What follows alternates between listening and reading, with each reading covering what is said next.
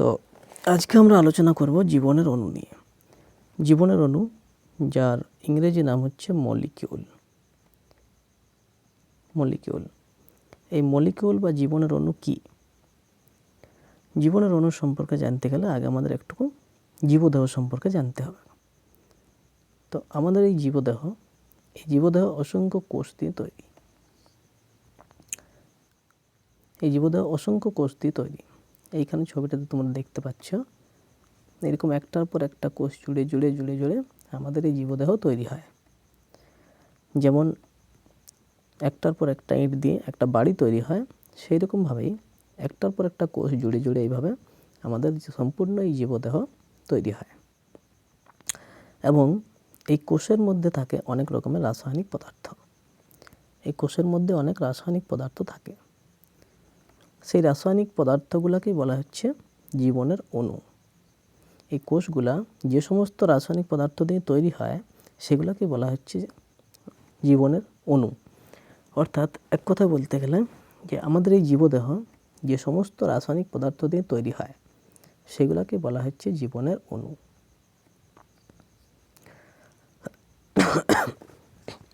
এবার সেগুলো কী কী হতে পারে? আমাদের এই জীবদেহ এই চারটি মূল উপাদান, অক্সিজেন, নাইট্রোজেন, কার্বন, হাইড্রোজেন, এই চারটি মূল উপাদান দিয়ে আমাদের শরীরের 96% তৈরি হয়। সমস্ত শরীরের 96% এই চারটি উপাদান নিয়ে আর কি তৈরি হয়। তো এইখানে সব কিছুর পরিমাণটা দেওয়া আছে। যেমন অক্সিজেন, আমাদের শরীরের মোট ওজনের 65% হচ্ছে অক্সিজেন। মোট ওজনের 65% অক্সিজেন এবং 18.5% কার্বন। Hydrogen 9.5%, nitrogen 3.2%। এইভাবে এবং বাকি যে উপাদানগুলো আছে phosphorus, potassium, sulphur, sodium, chlorine, magnesium, এগুলো দিয়ে বাকিটা তৈরি হয়। মূলত এই চারটি উপাদান, অক্সিজেন, নাইট্রোজেন, কার্বন এবং হাইড্রোজেন, এই চারটে উপাদান দিয়ে আমাদের শরীরের 96% তৈরি হয়। তাহলে এই যে জীবনের অণু, এই জীবনের অণু কত রকমের হতে পারে? দেখো, এখানে ছকটার সাহায্যে আমরা পরিষ্কার বুঝতে পারছি। এই জীবনের অণু দু রকমের হতে পারে, অজৈব এবং জৈব। অজৈব অণু বা অজৈব যৌগ এবং জৈব যৌগ বা জৈব অণু। অজৈব অণু কোনটা, জৈব অণু কোনটা? যে সমস্ত অণুগুলা আমরা জীবের শরীর থেকে পাই, অর্থাৎ জীব যে অণুগুলো তৈরি করতে পারে, জীব যে যৌগগুলো তৈরি করতে পারে সেগুলোই হচ্ছে জৈব, এবং জীব যেগুলো তৈরি করতে পারে নাই সেগুলো হচ্ছে অজৈব। যেমন জল আমরা জীবের শরীর থেকে পাই নাই। তেমনি অ্যাসিড, ক্ষার, গ্যাস, খনিজ মৌল। আমাদের শরীরে জলের ভূমিকা কী? জল আমরা প্রকৃতিতে প্রচুর পরিমাণে পাই। আমাদের পৃথিবীর মোট 71%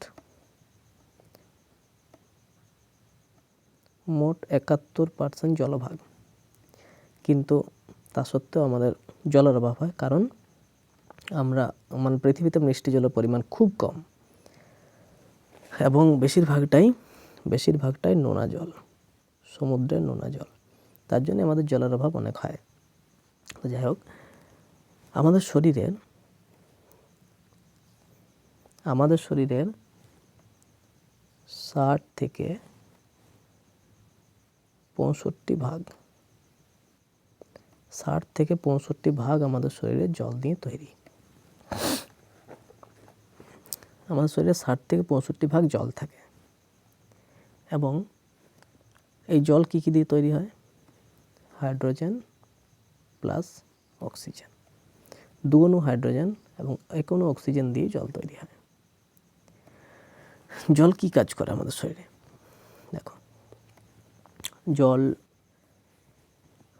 আমাদের যে কোষ, এখানে আমরা যে কোষের ছবিটা দেখেছি,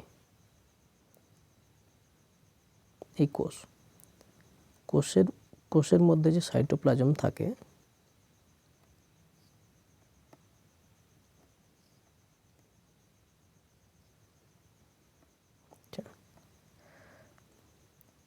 এই কোষের মধ্যে যে এই ফাঁকা জায়গাটা, এটা আসলে ফাঁকা নয়, এইটা এক রকমের তরল দিয়ে পূর্ণ, যার নাম হচ্ছে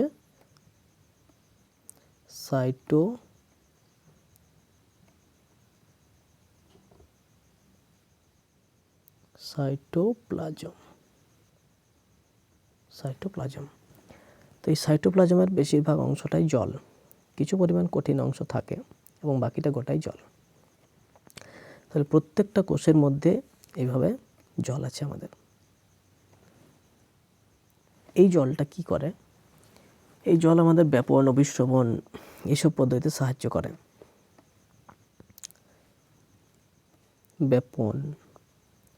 ব্যাপনে সাহায্য করে, অভিশ্রবণে সাহায্য করে, সালোক সংশ্লেষে সাহায্য করে।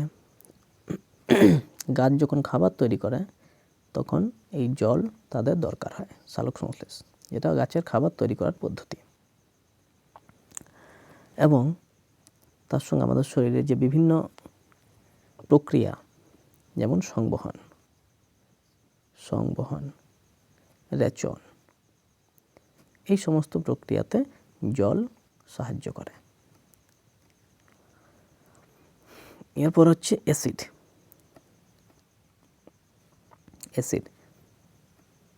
অ্যাসিড প্রকৃতিতে অনেক রকমের পাওয়া যায়, nitric acid, sulphuric acid, hydrochloric acid, কিন্তু সব অ্যাসিডগুলো আমাদের জন্য প্রয়োজন নাই। আমাদের শরীরে একটা অ্যাসিড পাওয়া যায়, আমাদের পাকস্থলীতে পাওয়া যায়, যে অ্যাসিডটার নাম হচ্ছে হাইড্রোক্লোরিক অ্যাসিড।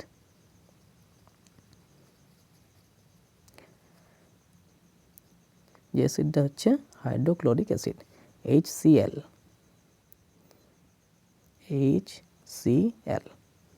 এই অ্যাসিডটা আমাদের পাকস্থলীতে থাকে। এখানে যদি আমরা দেখি এই ছবিটাতে, তাহলে আমরা দেখতে পাবো এইখানে আমাদের পাকস্থলী থাকে, এবং এই পাকস্থলীর মধ্যে আমাদের হাইড্রোক্লোরিক অ্যাসিড থাকে। এটা কেন থাকে? কারণ আমরা খাবারের সঙ্গে যে সমস্ত ক্ষুদ্র ক্ষুদ্র জীবাণু খাই, সেই জীবাণুগুলোকে ধ্বংস করার জন্যে এই হাইড্রোক্লোরিক অ্যাসিড থাকে পাকস্থলীর মধ্যে। আমাদের যে সমস্ত জীবাণু শরীরে প্রবেশ করে খাবারের সঙ্গে, সব জীবাণুগুলোকে ধ্বংস করে দেয়। এরপর হচ্ছে ক্ষার। কি জিনিস?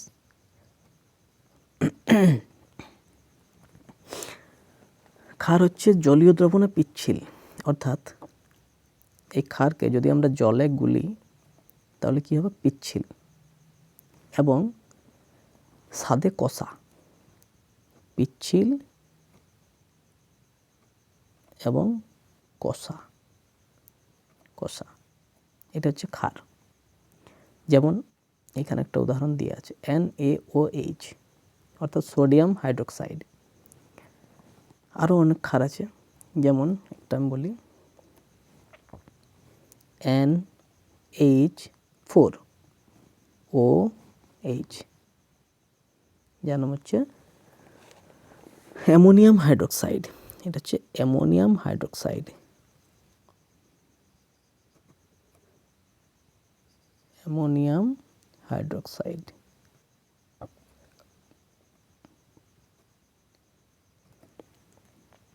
হাইড্রোক্সাইড NaOH বা sodium hydroxide, NH4OH, ammonium hydroxide, এগুলো সব ক্ষার। এই ক্ষার আমাদের শরীরে কি করে? আমাদের শরীরে অ্যাসিড ক্ষারের সমতা বজায় রাখে, অর্থাৎ অ্যাসিড ক্ষার। তার মানে যদি আমাদের শরীরে ক্ষারের পরিমাণ কম হয় তাহলে অ্যাসিডের পরিমাণটা বাড়ে যাবে। তার জন্যে আমাদের শরীরে ক্ষারের প্রয়োজন, নাহলে আমাদের শরীরটা কী হয়ে যাবে? লবণাক্ত হয়ে যাবে। তার জন্যে ক্ষারের প্রয়োজন।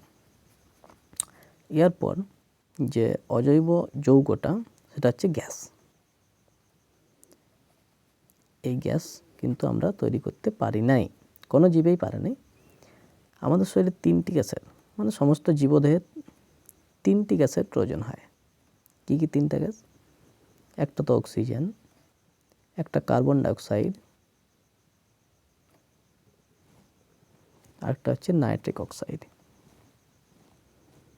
NO, nitric oxide. অক্সিজেন কী কাজ করে? আমরা যখন নিঃশ্বাস নিই, সেই নিঃশ্বাসের বাতাসের সঙ্গে অক্সিজেন শরীরে ঢোকে। কিভাবে? আমরা যখন নাক দিয়ে নিঃশ্বাস নিই তখন অক্সিজেন আমাদের ফুসফুসের মধ্যে ঢোকে এবং এই ফুসফুস থেকে সেই অক্সিজেন রক্তে মিশে সেটা সারা শরীরে চলে যায়, প্রত্যেকটা কোষে কোষে সেটা চলে যায় এবং সেই কোষের মধ্যে অক্সিজেন প্রবেশ করে এবং এইখানে কি করে, আমরা যে খাদ্যবস্তুগুলো আমাদের, যেমন কার্বোহাইড্রেট, প্রোটিন, ফ্যাট, এই খাদ্যবস্তুগুলোকে ভাঙিয়ে এখানে শক্তি উৎপন্ন করাই হচ্ছে অক্সিজেনের কাজ এবং সেই শক্তিটা দিয়ে আমাদের শরীরে বিভিন্ন কাজকর্ম আমরা করে থাকি। এটাই হচ্ছে অক্সিজেনের কাজ। কার্বন ডাইঅক্সাইডের কাজ কি? কার্বন ডাইঅক্সাইড উদ্ভিদের শরীরে সালোক সংশ্লেষের জন্য কাজে লাগে। সালোক সংশ্লেষ অর্থাৎ উদ্ভিদ সালোক সংশ্লেষের সাহায্যে খাবার তৈরি করে। উদ্ভিদের খাবার তৈরি করার পদ্ধতি হচ্ছে সালোক সংশ্লেষ। সেখানে কার্বন ডাইঅক্সাইডের দরকার হয়। আমরা উদ্ভিদকে কার্বন ডাইঅক্সাইড দিই এবং তার পরিবর্তে উদ্ভিদ আমাদেরকে অক্সিজেন দেয়। এই জন্যে আমরা গাছের উপর নির্ভর করে বাঁচি, আবার গাছ আমাদের উপর নির্ভর করে বাঁচে থাকে। নাইট্রিক অক্সাইডের কাজ কি? আমাদের যে রক্তবাহ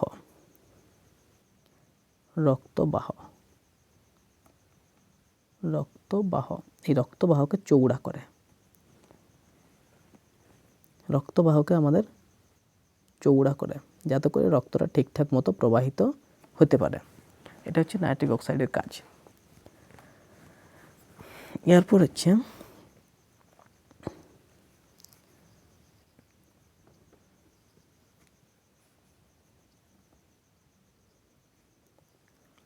খনিজ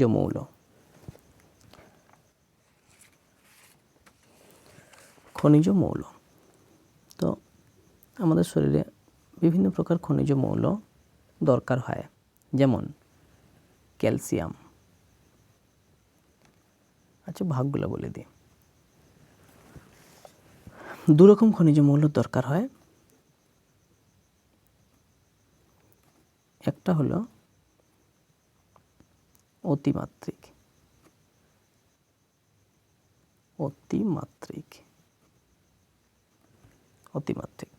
এবং একটা হচ্ছে কি স্বল্পমাত্রিক। নামটা দেখেই তোমরা বুঝতে পারছ। অতিমাত্রিক মানে কি? যেটা আমাদের শরীরে বেশি মাত্রায় প্রয়োজন হয় সেটা হচ্ছে অতিমাত্রিক, এবং যেটা আমাদের শরীরে কম মাত্রায় প্রয়োজন হয়, যেসব খনিজ মৌলগুলো আমাদের বেশি দরকার হয় সেগুলো অতিমাত্রিক, এবং যেগুলো কম দরকার হয় সেগুলো স্বল্পমাত্রিক। যেমন অতিমাত্রিক যদি আমি বলি, যেমন সোডিয়াম,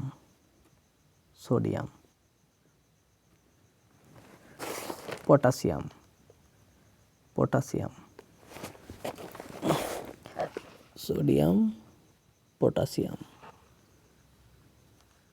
আরও অনেক আছে। ফসফরাস গুরুত্বপূর্ণ। ফসফরাস এবং অতিমাত্রিক আরও অনেক আছে। স্বল্পমাত্রিক যদি বলি তাহলে হচ্ছে লোহা,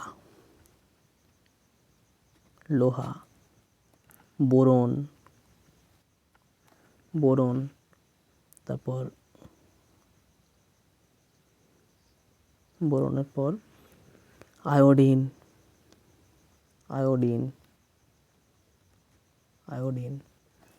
এই সমস্ত অনেকগুলো আছে। এগুলো হলো স্বল্পমাত্রিক। তাহলে যেগুলো বেশি মাত্রায় আমাদের প্রয়োজন হয় সেগুলো হচ্ছে অতিমাত্রিক, এবং যেগুলো কম মাত্রায় প্রয়োজন হয় সেগুলো হচ্ছে স্বল্প মাত্রায়। খনিজ মৌলগুলি আমাদের শরীরে কী কাজ করে, যেমন এখানে বলি ক্যালসিয়াম তো আমি লিখিনি, ক্যালসিয়াম এবং ফসফরাস দাঁত ও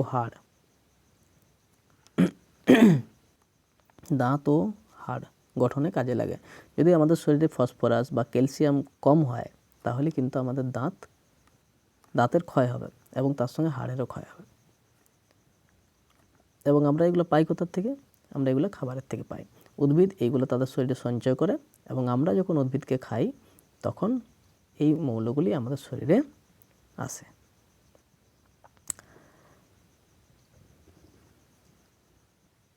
এগুলো আমাদের গুরুত্বপূর্ণ মৌল। তা আমাদেরকে সবসময় খেয়াল রাখতে হবে যেমন এই মৌলগুলোর অভাব না হয় আমাদের শরীরে, নাহলে কিন্তু আমাদের সমস্যা হতে পারে। তাহলে এই হলো অজৈব অণু। তাহলে অজৈব অণু কী? জল আমাদের কী কাজে লাগে? জল আমাদের পুরো শরীরটা জল দিয়েই তৈরি প্রায় বলা চলে, এবং আমাদের সমস্ত শারীরবৃত্তীয় যে প্রক্রিয়া, অভিস্রবণ, ব্যাপন, রেচন, সংবহন সব কিছুতে জলের দরকার হয়। অ্যাসিড আমাদের কী কাজে লাগে?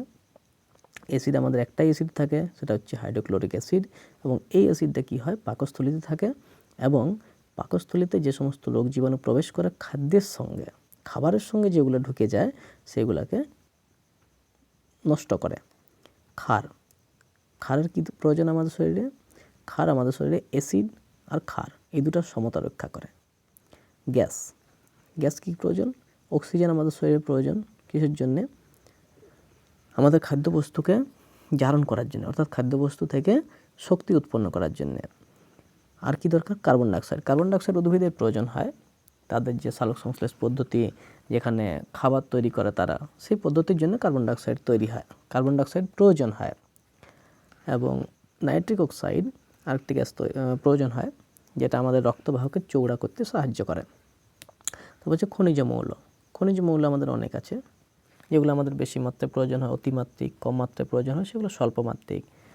সোডিয়াম, ক্যালসিয়াম, পটাশিয়াম এগুলো আমাদের বেশি মাত্রায় প্রয়োজন হয়, ক্যালসিয়াম, ফসফরাস, এবং এগুলো দাঁত, হাড় এগুলো তৈরিতে কাজে লাগে। এগুলো কম হলে কিন্তু আমাদের দাঁতের বা হাড়ের ক্ষয় হতে পারে। এরপর জৈব অণু কোনগুলো? যেগুলো জীব তৈরি করতে পারে। আমরা জীবের শরীর থেকে এগুলো পাই। আমরা যখন উদ্ভিদকে খাই তখন উদ্ভিদের শরীর থেকে আমরা এগুলো পাই। জৈব অণুকে আবার দুভাগে ভাগ করা হয়েছে। ক্ষুদ্র জৈব অণু অর্থাৎ ছোট ছোট জৈব অণু, বৃহৎ জৈব অণু অর্থাৎ বড়। এই ক্ষুদ্র আর বৃহতের মধ্যে একটি সম্পর্ক আছে। কি সম্পর্ক? এই যে ক্ষুদ্র অণু, যেমন সরল শর্করা, অ্যামিনো অ্যাসিড বা ফ্যাটি অ্যাসিড, নিউক্লিওটাইড, এই ক্ষুদ্র অণুগুলি দিয়েই কিন্তু এই বৃহৎ অণুগুলি তৈরি হয়। কীরকম? এই যে সরল শর্করা, এটা হচ্ছে গ্লুকোজ। অনেকগুলো সরল শর্করার অণু একসঙ্গে মিশে এই জটিল কার্বোহাইড্রেট তৈরি করে। আমরা উল্টাটাও বলতে পারি যে কার্বোহাইড্রেটকে যদি আমরা ভাঙি তাহলে আমরা কী পাবো? সেখানে সরল শর্করা পাওয়া যাবে।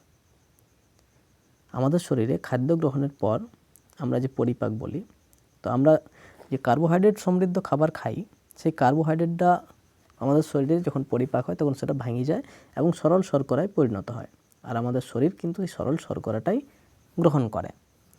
তেমনি প্রোটিন, অনেকগুলি অ্যামাইনো অ্যাসিডের অণু একসঙ্গে মিশে প্রোটিন তৈরি করে। অর্থাৎ যদি আমরা প্রোটিনকে ভাঙি তাহলে কিন্তু অ্যামিনো অ্যাসিড পাবো। ঠিক একইভাবে কার্বোহাইড্রেটের মতন আমাদের শরীর এই প্রোটিনকে পরিপাকের সাহায্যে ভাঙিয়ে দেয় এবং ভাঙার পর এই অ্যামিনো অ্যাসিড তৈরি হয় এবং এই অ্যামিনো অ্যাসিডটা আমাদের শরীরে শোষিত হয়, আমাদের শরীর সেটা থেকে তাপশক্তি উৎপন্ন করে। ঠিক তেমনি ফ্যাটি অ্যাসিড থেকে তৈরি হয় লিপিড বা ফ্যাট। ঠিক তেমনি লিপিডটা পরিপাক হওয়ার পর সেটা ফ্যাটি অ্যাসিডে পরিণত হয় এবং সেই ফ্যাটি অ্যাসিড আমাদের শরীর গ্রহণ করে। নিউক্লিওটাইড কী জিনিস? নিউক্লিওটাইড হচ্ছে এই যে নিউক্লিক অ্যাসিড, ডিএনএ, আরএনএ, এগুলোর ক্ষুদ্রতম একক হচ্ছে নিউক্লিওটাইড। এবং কতগুলো নিউক্লিওটাইড দিয়ে কিন্তু নিউক্লিক অ্যাসিড তৈরি হয়। তাহলে হালকা হালকা এগুলো সম্পর্কে জানি। এবং কার্বোহাইড্রেট,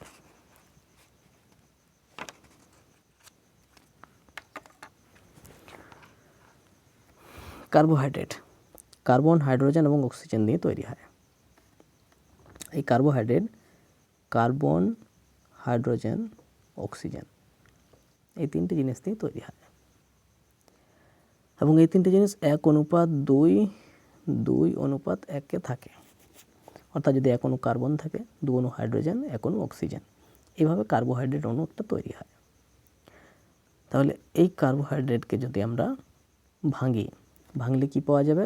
সরল শর্করা পাওয়া যাবে, গ্লুকোজ। কার্বোহাইড্রেট বিভিন্ন রকমের হয়, কার্বোহাইড্রেট বা শর্করা। তো এটা অনেক রকমের হয়, ডাইস্যাকারাইড, মনোস্যাকারাইড, তারপর পলিস্যাকারাইড, বিভিন্ন রকমের হয় এটা। এবার হচ্ছে প্রোটিন। প্রোটিন কী কী দিয়ে তৈরি? প্রোটিন হচ্ছে কার্বন, হাইড্রোজেন, অক্সিজেন, নাইট্রোজেন, এই চারটি দিয়ে প্রোটিন তৈরি। Carbon, hydrogen, oxygen, nitrogen. এই প্রোটিনকে যদি আমরা ভাঙি তাহলে আমরা কি পাই? প্রোটিন থেকে আমরা কি পাই? অ্যামিনো অ্যাসিড পাই। আমাদের শরীরে যখন পরিপাক হয়, পরিপাকের পর এই প্রোটিন অ্যামিনো অ্যাসিডে পরিণত হয় এবং তারপর সেটা আমাদের শরীরে শোষিত হয়।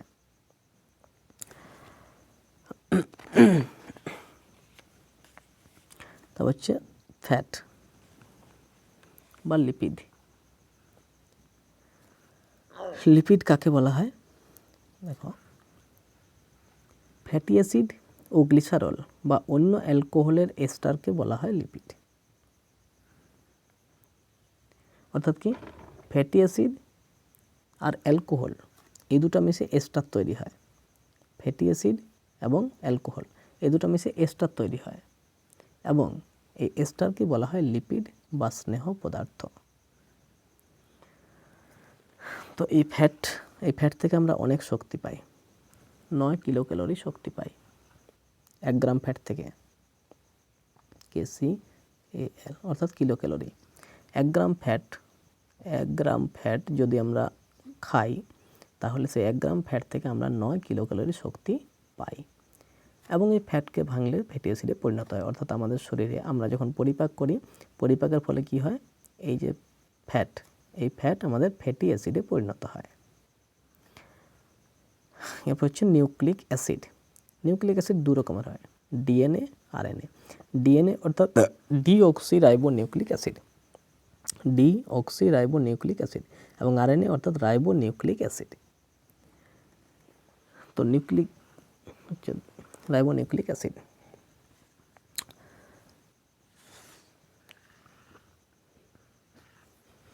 তো আমরা যদি দেখি এই যে নিউক্লিওটাইড কী কী দিয়ে তৈরি হয়?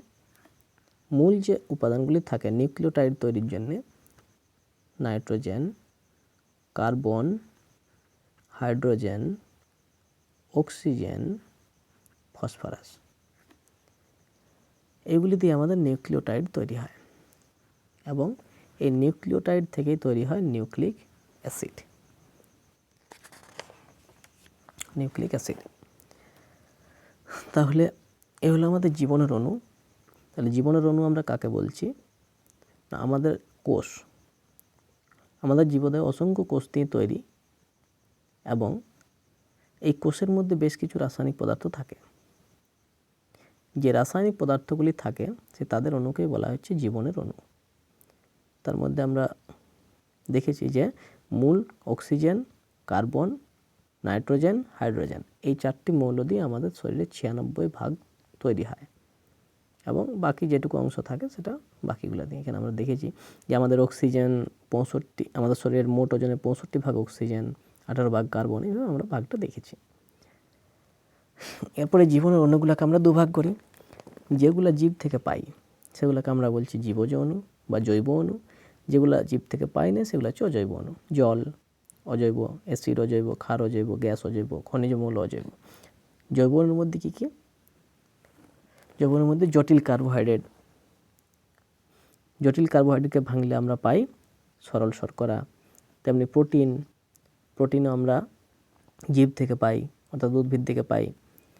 প্রোটিনকে ভাঙলে আমরা কি পাই? অ্যামিনো অ্যাসিড পাই। লিপিড, লিপিডকে ভাঙলে ফ্যাটি অ্যাসিড পাই। নিউক্লিক অ্যাসিড, নিউক্লিক অ্যাসিডকে ভাঙলে নিউক্লিওটাইড পাই, বা নিউক্লিওটাইড দিয়ে নিউক্লিক অ্যাসিড তৈরি হয়।